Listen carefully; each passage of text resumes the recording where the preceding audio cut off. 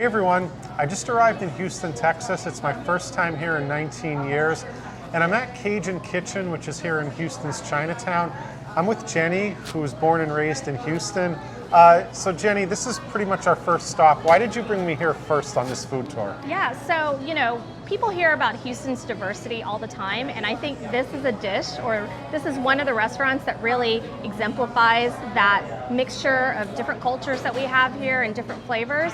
And so Vietnamese crawfish is a dish that I would say is one of our signature dishes when you come to Houston. It's definitely a must try, and so that's why Brian here is gonna sample that dish. So this is what we have here, and this is the Thai basil version. You'll notice the basil, some onions there. The minimum order here, I believe, is 2 pounds, That's correct? Right. Yeah. Okay, so I've been eating Vietnamese food for at least 10 years. Yeah. Obviously, pho, I think I mentioned the grape leaves dish, which I can't recall the name of right Bò now. lục lạc. Okay. I'm sorry, bò lá lốt.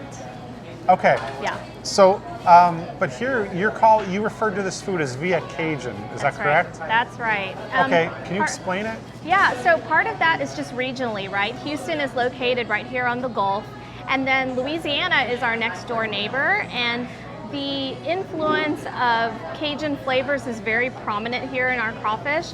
But we like to kick it up a notch here in Houston, and we have a very large Vietnamese population in Houston that have settled here, whether they were refugees or came later. And so you'll see that blend in this particular dish. So the use of garlic, lemongrass, onions, how it's stir-fried in those flavors is the Vietnamese influence, but it's actually boiled in the traditional crawfish seasonings that I think most people are most familiar with. And so now you get a combination, I think, of the best of both. And has anybody thought to make pho with crawfish or crawfish pho? I think as you and I take this journey later on today, I believe there is one other restaurant here in town that may do the crawfish pho. So we'll do some experimenting and report back. Okay, so these right here, they come from the Gulf, I believe?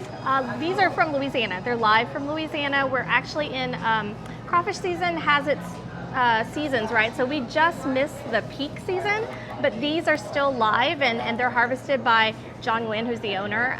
He actually hand selects his crawfish himself. So I'm pretty excited to taste this batch. And Mr. John Nguyen couldn't be here today, but he also suggested, what is this, Manila clam lemongrass soup? Correct, lemongrass broth clams.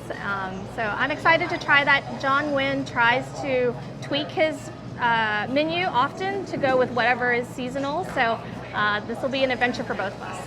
Okay, well, thank you very much, and I'm looking forward to trying my first Viet Cajun crawfish. Cool.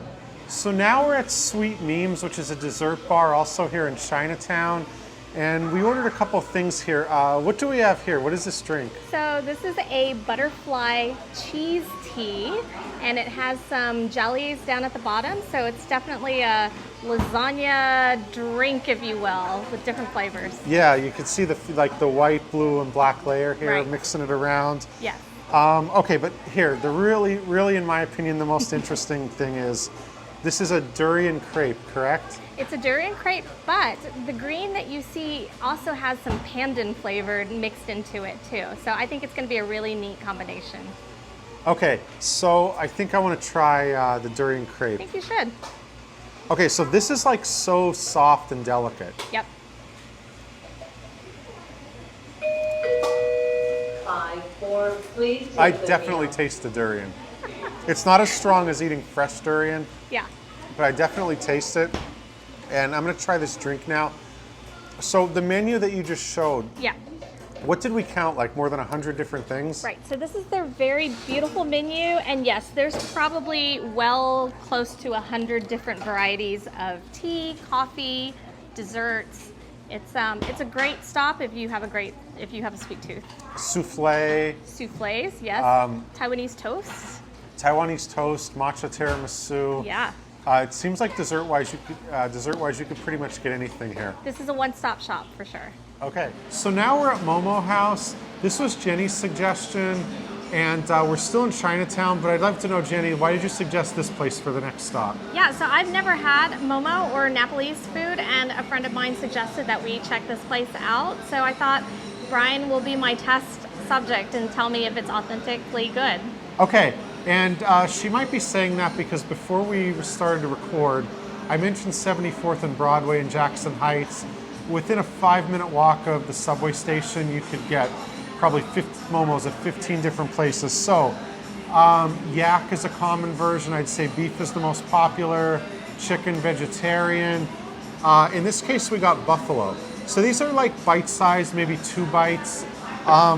You could eat them with your hands. Sometimes you eat them with chopsticks. Ironically, they don't serve chopsticks here, but I have to ask Jenny, did you ever have momo before? No, first time. Okay. So this will be my first time eating it. Okay, all right, great. Let's try them. Okay.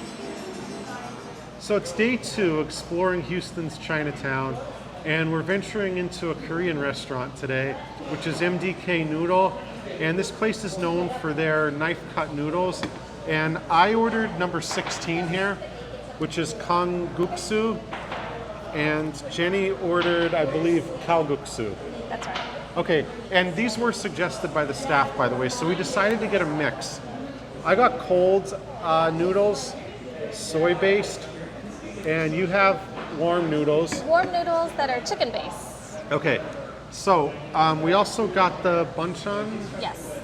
Yeah. Kimchi Yes. and pickled mustard greens. Okay, so that's all great, but what really stands out about this place is they give you scissors. So to You wanna cut demonstrate, mine? yeah, Jenny, how about you lift yours Okay. up and I'll cut them just All to. right, I'm gonna lift up my chicken based hand cut noodles. And this you is can how cut 'em. scissors work in a Korean restaurant. So I'm trying to make sure I don't get splashed. And yeah, so Jenny, you've been here before, right? Yeah.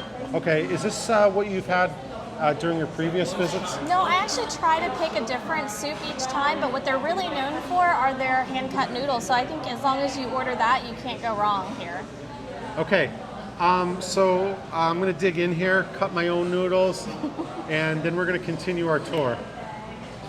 Hey everyone, it's day 3 of our culinary adventure around Houston, and we're at Ben Quan Hua. Very and good. Jenny here will tell you how you actually say that. Yeah, actually you said it pretty well. Okay, here we go. So we're here because Jenny says this is a place to try steamed rice rolls, correct? Absolutely, yes. It's a dish you absolutely must try when you're in Houston. It's steamed. It's a pretty laborious process, and so I'm excited for Brian to try it out. It's topped with steamed pork sausage, and ours is stuffed with shrimp today. And then you'll see like some boiled mung beans and cilantro on the side as well. Okay, now you were talking earlier about the thicker southern version versus the thinner northern version? Correct. The southern version will be labeled as Bangkuan Ut, UT, Okay. and it's a much thicker noodle than what we have today. So either case, they're both yummy.